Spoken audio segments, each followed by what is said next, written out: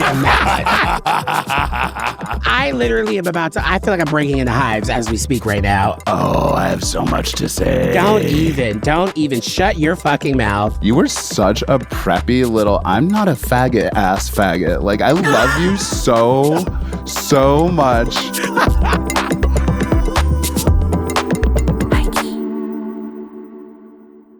Doug and I went to get a couples massage at our favorite place here. And they are really good. And they like go really nice and deep and give you champagne and chocolate strawberries and shit. Like it's all delicious. Oh, it's like a fancy spot. I don't know about that. It's always in some different warehouse building. I had to drive halfway across the state this time. I said that actually sounds like you're getting like happy endings at that sort of location versus it's funny it being like a Burke Williams. Say that because that is the exact issue. That is exactly the issue. Is like when we started going there, I don't think either of us had ever been in a massage situation that was like tantric or sexual or whatever you want to call it, like happy ending. Yeah. But since then, I think we've both explored a lot more. And so while he can still go get a massage and they'll be like, yeah, come beat me up. And they'll be like, yeah, and throw their whole elbow pussy into his back.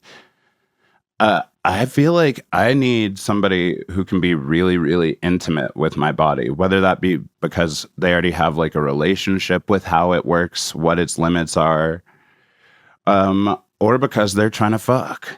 You know, they're like, wow, I really appreciate this body, stretching it out. Like, but that's the thing, I guess, with massages, like there's a professionalism where it doesn't feel as intimate as it possibly could unless you're like hiring someone that also does masseuse work and is possibly a sex worker. Well, see, all of this was a really long roundabout way of saying after Doug and I went and got our couples massage, I went and got a slutty massage.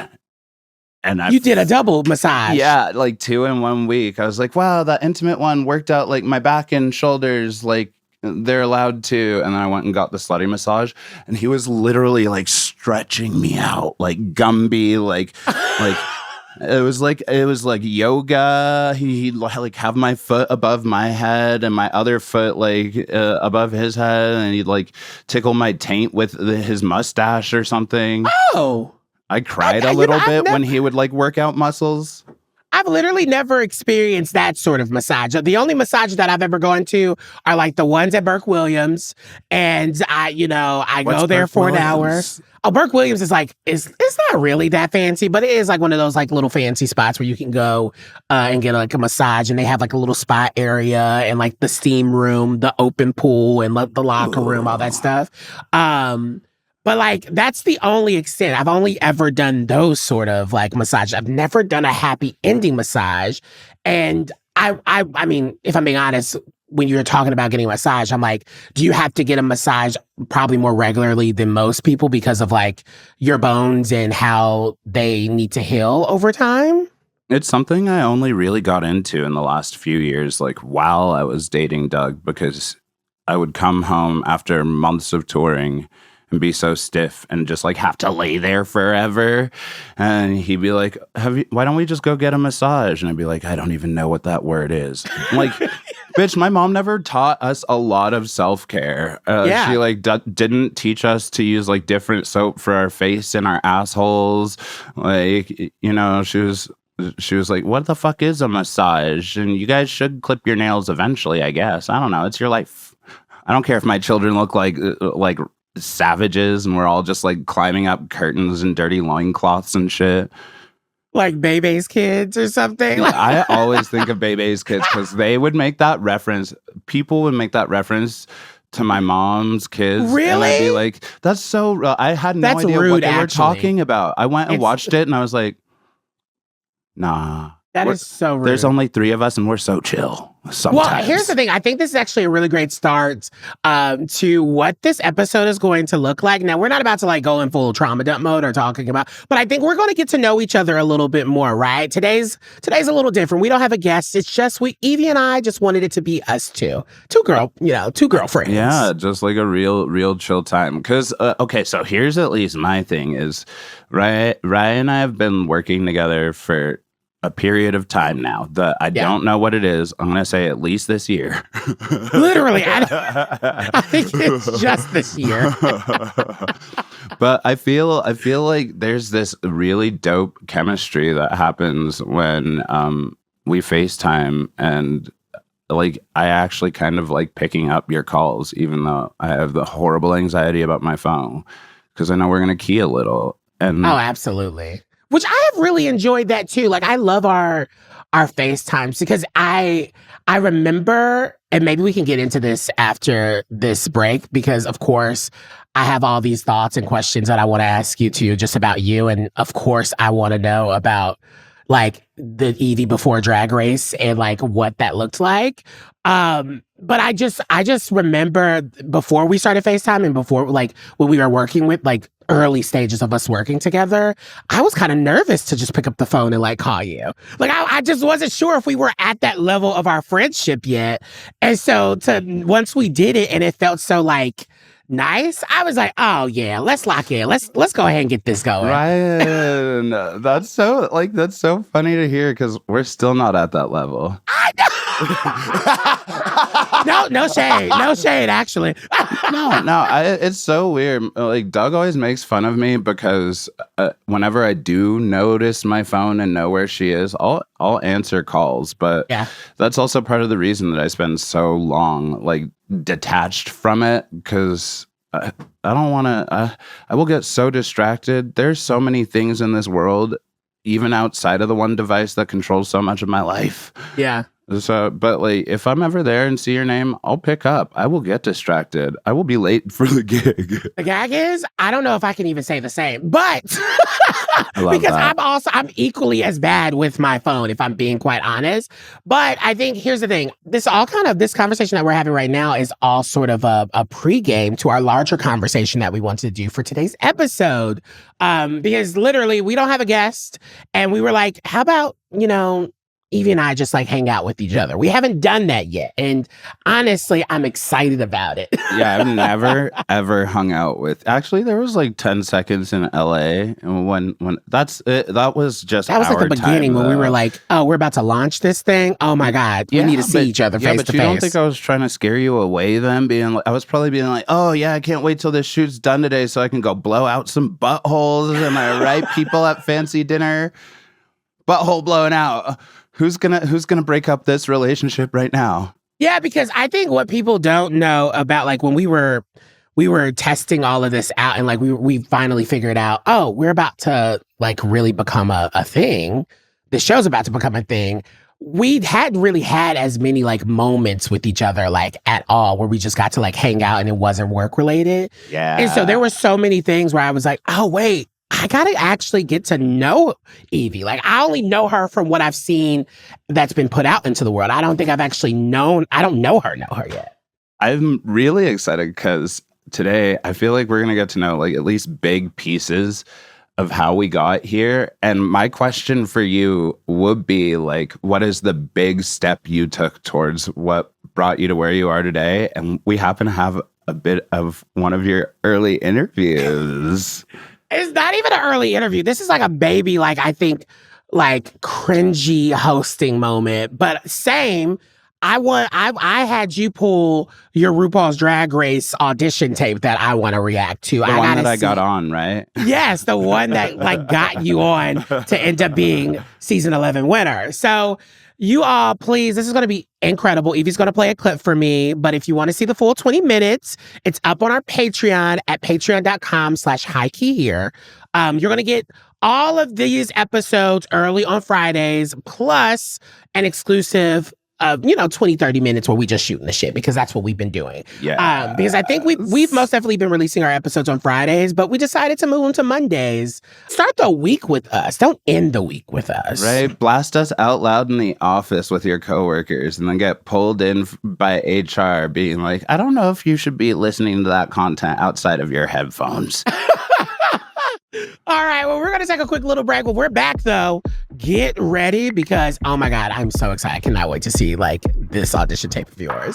Oh, it's going to be exciting.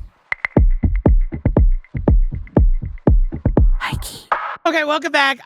Evie, I think it's time that we show the people your season 11 Drag Race audition. Now, this is the one that got you into the season that you won. I'm super excited. Okay, before we started, are you excited? Are you nervous? When's the last time you watched this thing? I used to watch it every few years or so. I don't know. I can't say that. It hasn't been that long for me. But I used to watch it pretty consistently, specifically because other Denver queens after I got on were like, okay, show me your tape. Show me what you did.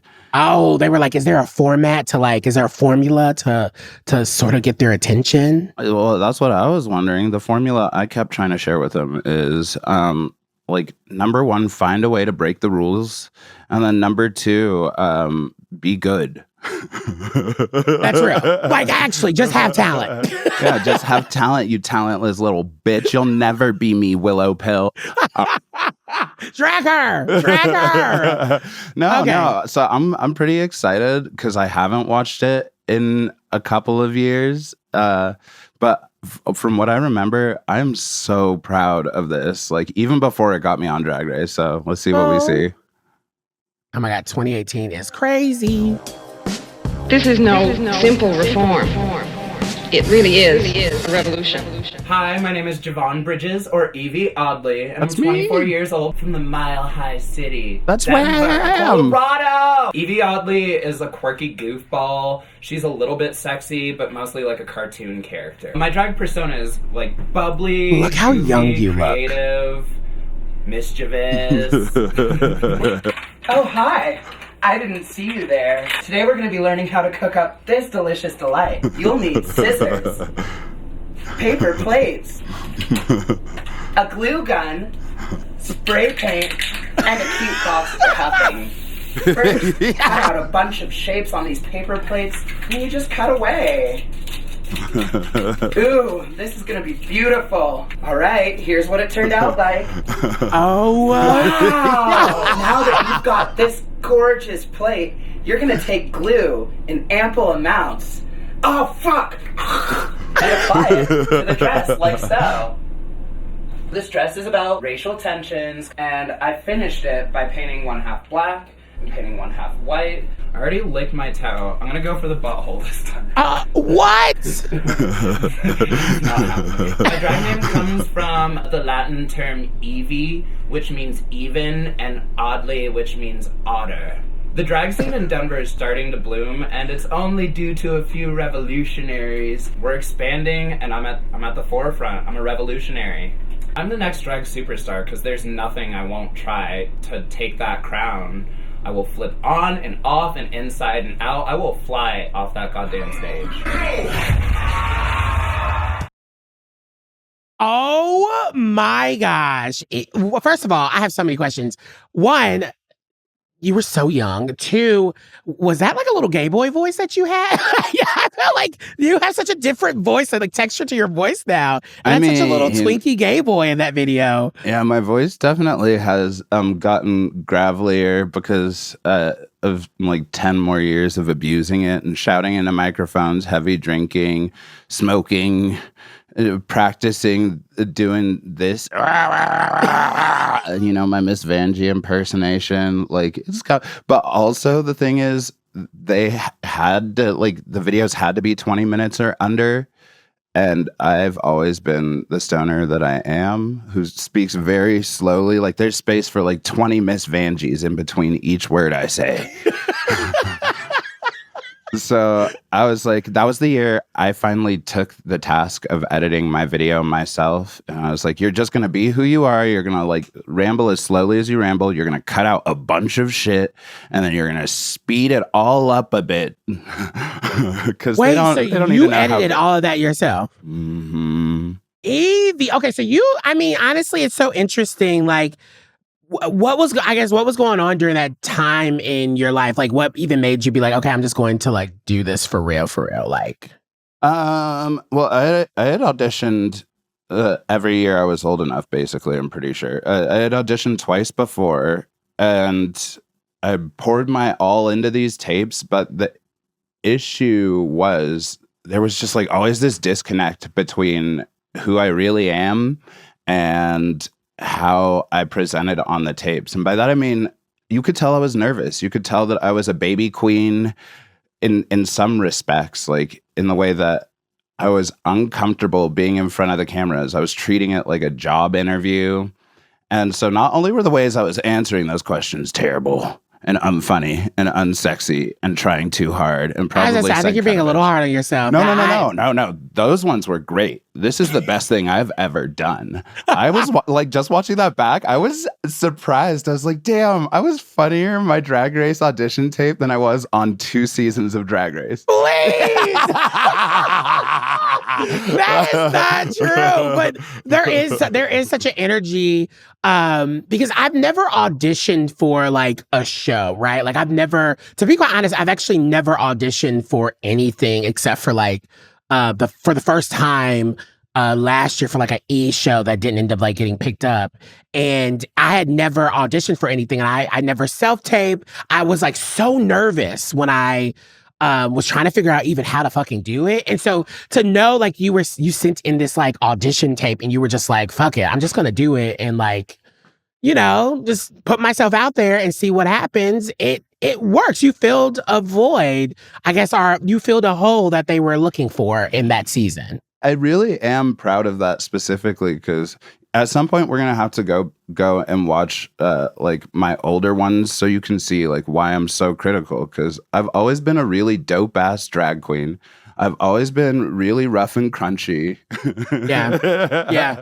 But before, it was like you were watching me in a job interview being like, I'm Yvie Oddly, and I'm here to snatch the crown because I'm a weirdo. And it's like, bitch, no. I wanted to show y'all that I'm funny and I'm here to fight. But what shaped your weirdo-ness? Like, when you were...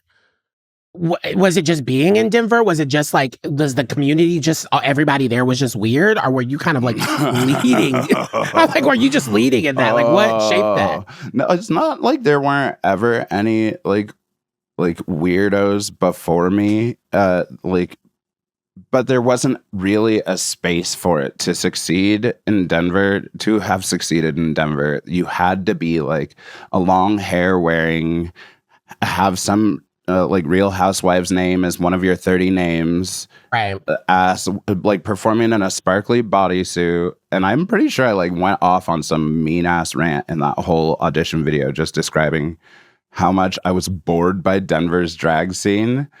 So like it was, I don't know, it was like I really wanted to get on and I needed to get on because I saw myself trapped in this place where I wanted to be a part of queer culture and I wanted to only ever work gay jobs forever in my life. But I was just feeling trapped by the fact that no matter how hard I tried to change things and make them better and create spaces here, like, I don't know, it just seemed like people were so determined to just be boring as fuck. No, I mean, it sort of sounds like when I kind of hit my wit's end from like living in Nashville and was just like, I don't think I can do this anymore. I've done everything that I potentially could do here. Like, I've met the people I was supposed to meet. I feel like I figured myself out enough, but I was like, there was so much more to like the world, or like at least to get out of my small town of fucking Laverne, Tennessee to get out of. And when I decided to like move to LA, I had no clue what I was really like going to do. But I just felt like okay, why not? I mean, if the two people who I'm closest to in my life are like down to do that at that time, they're down to come with me. At least I have like a built-in support system. But like moving out here when I was 22, I didn't know what the fuck I was like thinking or doing. Did you move with friends though? I did. I moved with my now ex-boyfriend and my now ex-best friend. Wow. Why did I call that in my head? I mean, wait. The only thing, the last thing to answer about that question is, are they both your exes because they're together? No. They're my ex-boyfriend's my ex because he was a liar and a cheater for a very long time. And honestly, we probably shouldn't even have moved here together. You piece of shit. But I mean, we all make mistakes. We were young. And my old best friend, once we moved out here and we lived together for so long. And when the pandemic hit, we decided to move out. But during that transition of like moving out, we just like realized that we kind of were just losing our friendship and just grew different ways. Grew different ways. We were like it sucked actually. It's something that I still think about in a lot of ways because it just was unexpected at the time. And I was getting into my career and I was really like figuring out what I was doing out here and wanted to do out here. And I think when you start to really feel that shift in between a friendship, it's like you don't want to leave someone behind, but sometimes like that's shit just happens, where the fucking girl. Cookie crumbles. That's just how it works sometimes. Like that's what growth is and how life works is our paths hopefully can't, if you love someone, hopefully your path will like recross again someday, and hopefully we'll both be old enough and mature enough and close enough to death to be like, wow, I cherish every moment I get with you. I'll see you in another 20 years, friend. Wait, do you want to see me at like 22-year-old Ryan? Like, do you want to see a video? I so do. Okay, yeah. Wait, is that how young we are? We're 22-year-old Ryan. Set me up, girl. I think I'm 22. I am. I'm no longer working in fashion. I was like, when I first moved here, I was working for like a fashion PR, and I was just like trying to like figure it out. I was like, I want to work in entertainment now, and I everybody and their mama was starting a company that was trying to like replicate what BuzzFeed was doing at the time. So there was like the food channel, there was the Hollywood channel, there was the sports channel, and I worked as a social media person, manager, basically managing the Hollywood entertainment vertical. But they were like, Ryan, you have such a personality. You need to be on our like shows. And I was like, girl, no, this is not what y'all pay me for. I don't know what I'm doing. You have hosts here who are like supposed to do this. But here's this fucking, oh my God, I'm about to cringe. Okay, anyway, play the damn video. Oh my God, please. Hey guys! Welcome to Holly Scoops Just Saying. I'm Heather Gardner. And I'm Ryan Mitchell. Okay, big award show this weekend. Yes, this Sunday. American Music Awards. Which I'm actually very excited about. This is going to be a very good show. Like, there's some big stars nominated. Even Beyonce's nominated. What do you mean, even Beyonce? I mean, but I'm saying it's an afterthought. Because even Beyonce is nominated, but she's probably not going to show up. Let's be real here. Well, that's what we're talking about today. There are so many stars who are pretty much in question of whether or not they're actually going to show to this award show. Because it's all dealing with their personal lives. I mean, of course, there's been so much drama with all these celebrities that are nominated, like Justin Bieber, Selena Gomez, Rihanna Drake, Adele, even The Weeknd. You never know. I mean, he's single, but normally Bella would be by his side. Let's go into it. What am I talking about? Oh my God. Of course. Are you kidding me? I'm cringing. I'm about to throw up. In the same category, by the way, for Top Artist of the Year. But here's the deal. Who do I send my invoice to? Oh my God. For my therapy session. And little cringe. Let's be real. Come on. I expected whatever, bitch. To just drop the mic in the middle and walk off in a temper tantrum. Screaming? Like, I can't with that. But also, Selena is dealing with her own personal issues. She's in rehab and has been for the last several weeks. So, will they show? Plus, you're such a WeHo fag. Because the last time they corresponded, it was a huge feud and a big thing that actually caused Selena to go into rehab. Yeah. So I'm guessing that at least Selena's not going to show. Justin Turn is it off! for me. I don't think Selena's going to show. I think Justin will be there, but his attitude this is negative Hey, yeah. Cringy. They don't want him to perform. He hasn't been listed as a performer. I don't even think he's going to walk. Thank you so much for turning it on.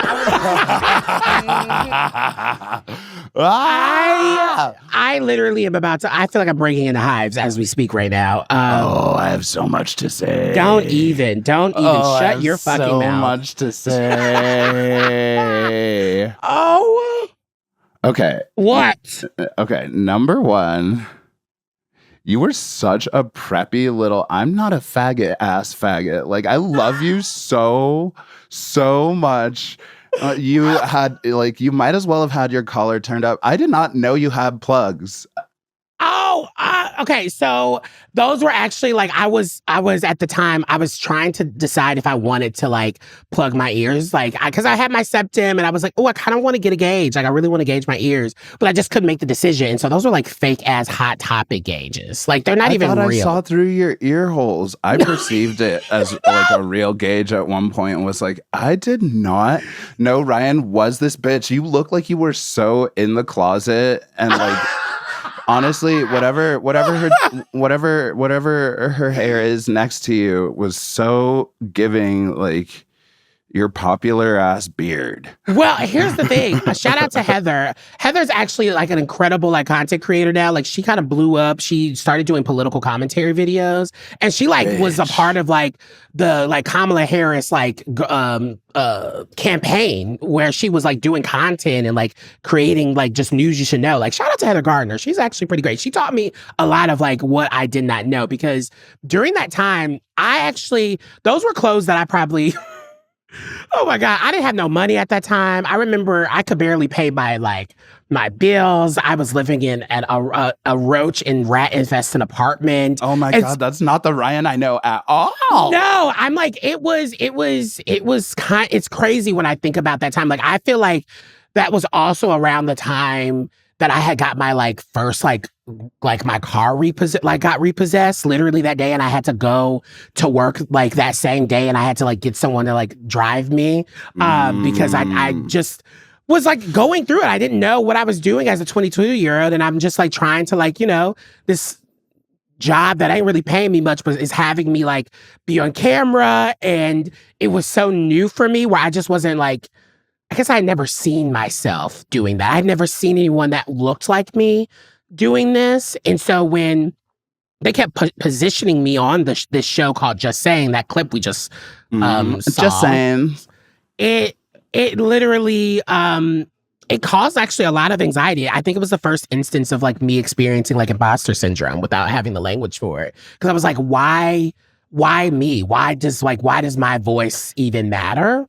And I just was putting on. Like, I literally was that was a character. I don't even recognize that person, if I'm being quite honest. You say you were putting on because before you just like got deep right there, I was gonna crack a bunch of jokes about like how scared you clearly were. You were sitting there, like you looked like you were afraid that Sarah was gonna eat you. You looked like you were afraid that the job was gonna eat you. I was afraid. You looked like you were afraid that fashion or expression was gonna eat you. Like, and it's interesting because when we started working together, before I knew you, I was like, Ryan's gonna be an anxious mess and like is like not really gonna come out of that shell when we're talking.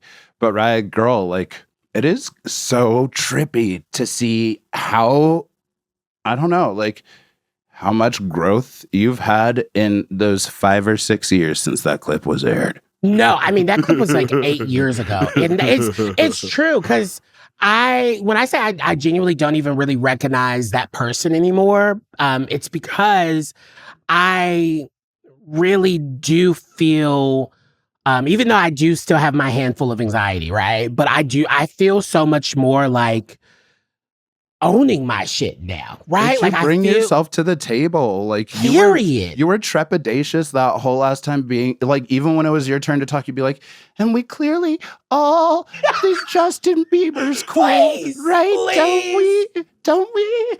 Like somebody had a gun behind your head being like, bitch, you will not ruin this moment I give you on camera. I will say that shit right there, that show actually was like probably the start of like me hating my like the way that I sounded or like just seeing myself on camera. Like that actually started a lot. But like when I got into it, I've been in this sort of media game. When I really think about it, if we're counting that, I've been in it probably like 10 years now. And I sometimes have to remind myself being like, bitch, you actually know what you're doing. Yeah. Like, right? you know, why am I second guessing myself? Why am I like, you know, I think I've just been very, once I really locked in and was just like, you know, I'm going to be so intentional about everything that I do, like who I work with, what projects I do, what conversations I'm having.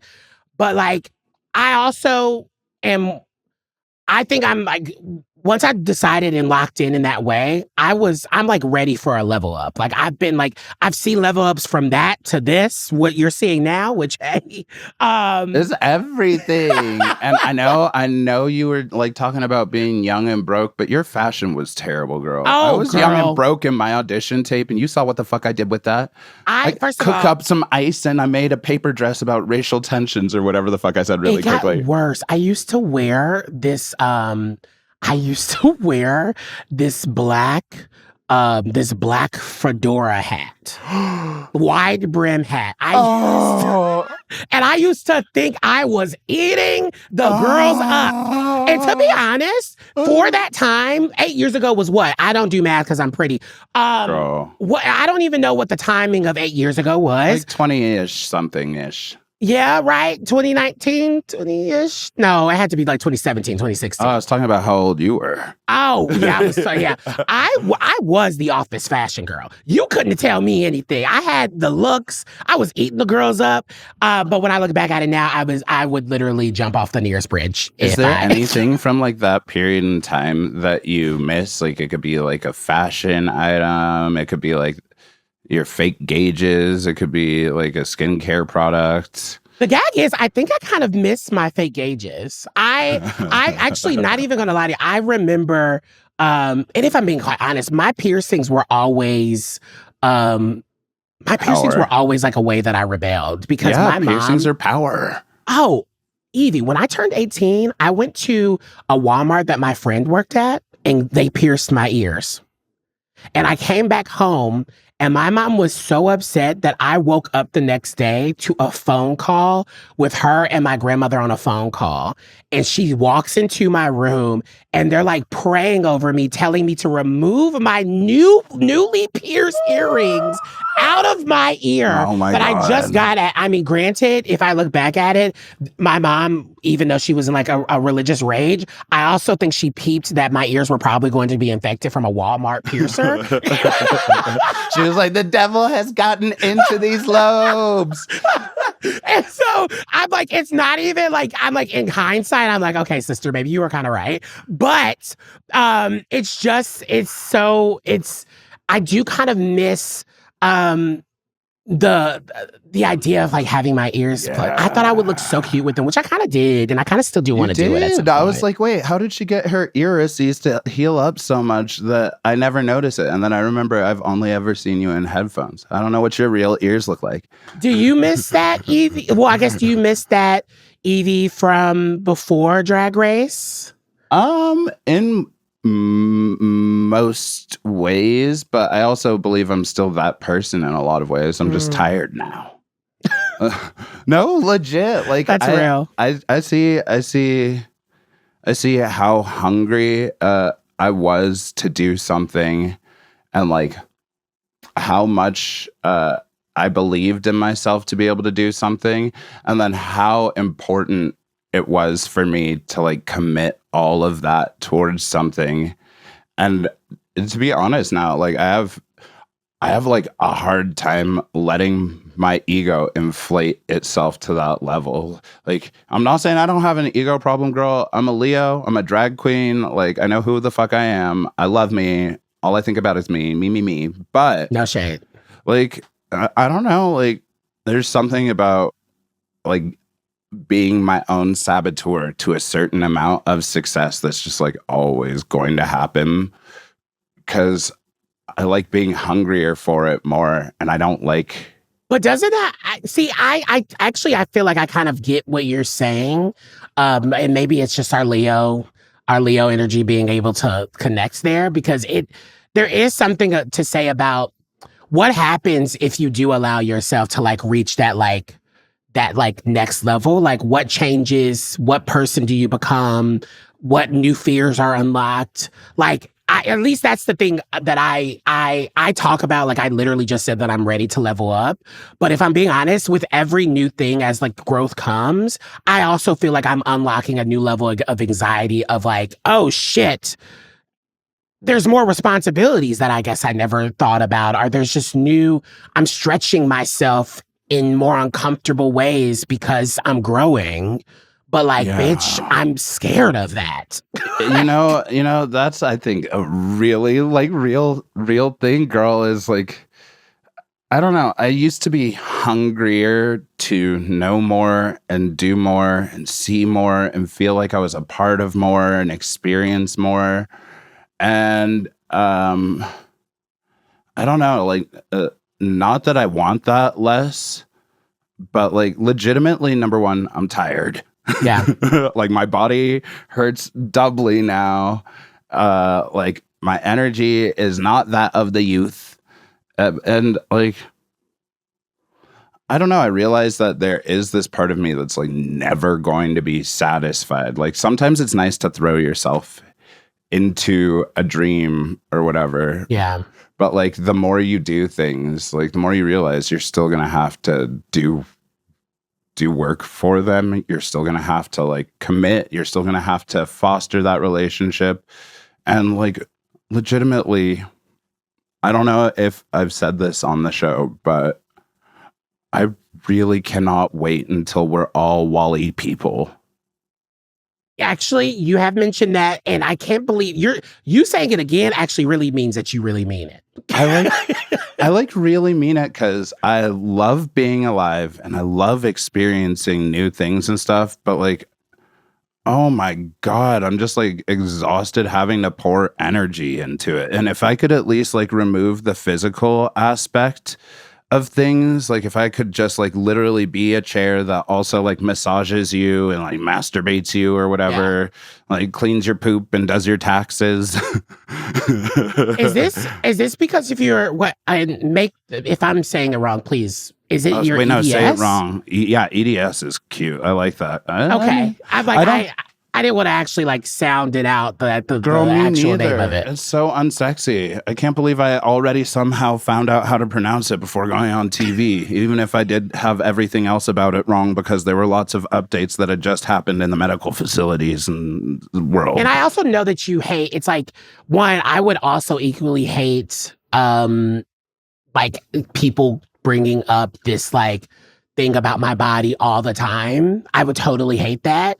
But then it's also a real thing that you're like constantly living with. And I still see you perform. Like you're still flipping and doing splits and like bending backwards. And I'm like, of course, when you talk about your body hurting, I'm wondering, is that a direct connection to that? Or is it just because we're getting older? I mean, I actually really do like getting older because then it feels like at least it's less of a direct connection. Like right when I got on Drag Race was right when I started feeling long-term repercussions of my body. Like, yeah.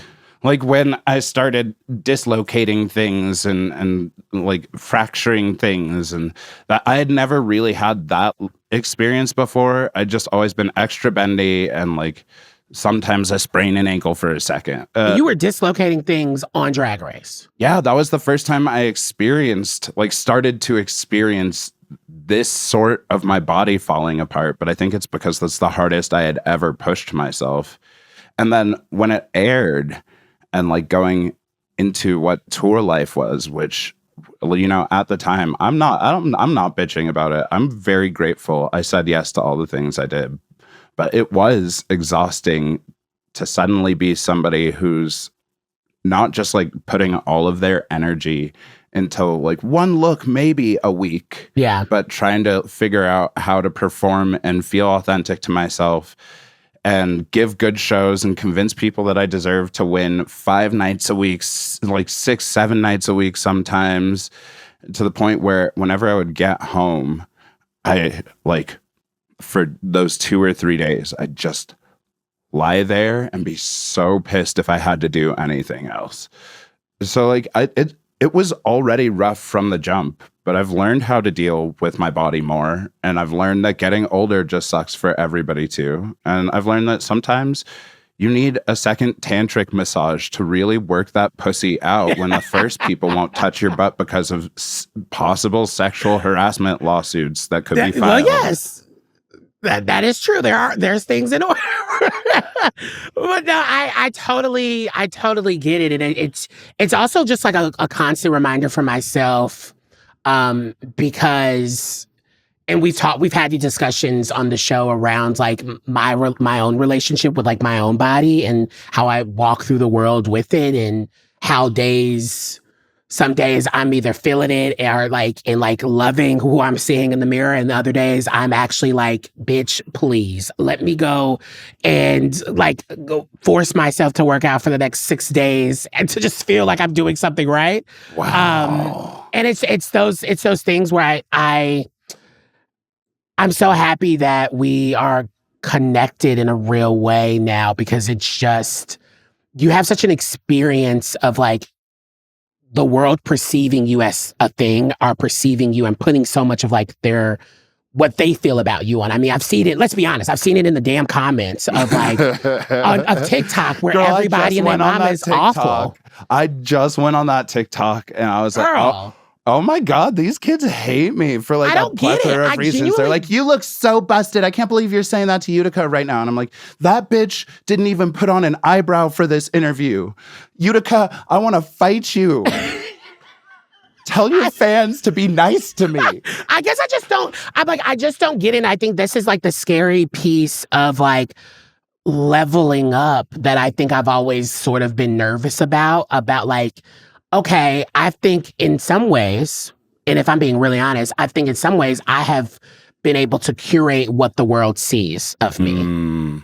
I've never really ever been 100%, myself, because if I'm being honest, like, I never thought there was ever really space for that. Like, I never thought that people would actually like me the same way as they would as the Ryan that I'm like curating for them in some ways. And like, there's a part of leveling up where you have to kind of let that go. And you've done it in your drag career when you won and you got unleashed into the world, and everyone had their like opinions and thoughts and shitty things to say. And I think about this as we're growing and as we're doing this thing. How the fuck how do you handle that shit? I mean, you already have like the base of it, which is it is going to affect you, like positive or negative. Like when you see somebody who you've never met, you see a random comment like representing a whole idea, you like drink it in. But I don't know, it's something that like I'm still working on because it like hinders my ability at least to do what I want to do, which is survive capitalism by doing what I want to do. And I feel like the more honest I am, the more opportunities there are for, people to love me or hate me or tell me that they want to sleep with my dad or ask me how tall RuPaul is. All things I'm wondering and inquiring about. But it's like, I don't know, it's easier work, and that's why I'm excited. Like, I really am genuinely thankful that I get to do HIGHKEY with you, that like I get to be on a podcast where we're supposed to be like sharing more of ourselves, because like this is my favorite part about the life that people may only think I complain about is like I really, really love connecting with people, and maybe that's why I don't come off well online, because I don't fucking like you fucks online. You're all terrible. Your opinions suck even when you're right. Like, bitch, shut the fuck up. But no, I think I love being able to connect with you in this way, and I think we'll be able to do it more because you're just making me more comfortable with like showing up as authentically as I fucking can, and like also not giving a fuck about what people have to say about it as we grow and this audience that we're building grows with us. And so Yeah, I love you, and I'm obsessed that we got to do this small little peek, and we'll continue to do stuff like this. Don't even, if you're just like, oh my God, it just got started and really dug in. This is always going to be us. This is high key. Literally, it's never going anywhere. We're always going to be here, and eventually I'll uncover some like Ryan high school, like his mom on a camcorder or something, videotaping him like strutting in his room. I will see your gay ass childhood shit. Yeah, there's a whole like Facebook like hidden photo album that I have of all of the footage. So don't y'all go anywhere. Let's take a short break, y'all. Yeah, we got to get into our high key of the week. High key.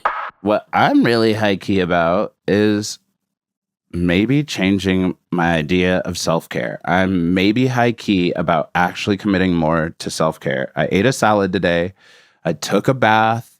I got 2 massages this week. I took a bath like every other day. And I'm at least thinking about planning and packing a day early. So self-care. That's it. Go take care of yourselves, bitches. That is actually that's a really, really good one. And to be honest, that also is a perfect segue into my high key. My high key, I think I'm also high key all about advocating for myself. I have been in spaces where I currently, I've talked about where it's always hard for me to say no, or like to get the thing that I want. And I've been putting in a lot of work, doing a lot of different projects right now. And I'm just learning to advocate for myself because I know if I deserve more money, bitch, I'm going to ask for more money because the work that I put into the world and what I do is worth it. And so that is just a reminder for self-care and for advocating for yourself. And we are high key fucking done with the show. Period. We are, but if y'all want to hear more about what's really sparking our butt plugs, then stay tuned and stick around for the afties over on our Patreon. Go subscribe to our Patreon at HIGHKEY. He not here. Nope, that's not it. It's patreon.com/HIGHKEY. Patreon.com/stay high key fam. Okay. No, listen to Ryan's. He knows what he's doing. Listen to me. It's patreon.com/HIGHKEY. That's where you're going to get all the extra goodies and the afties. Literally, I kind of really want to talk about this whole Betty Who drama, even though I'm not a lesbian, but I am, like I said, I am high key nosy. And I'm also genuinely feeling I need to like debrief about it with you. So yeah, we're going to, of course, add in the full 20-minute drag race audition of Yvie's. So expect that. And then we're for sure going to dive into this whole Betty Who of it all on our Patreon. So meet us over there at the Afties, patreon.com/HIGHKEY here. That's the show. That's us. That's it for us. I'm so happy. Congratulations. Let's go get some massages and ask for raises. Love you.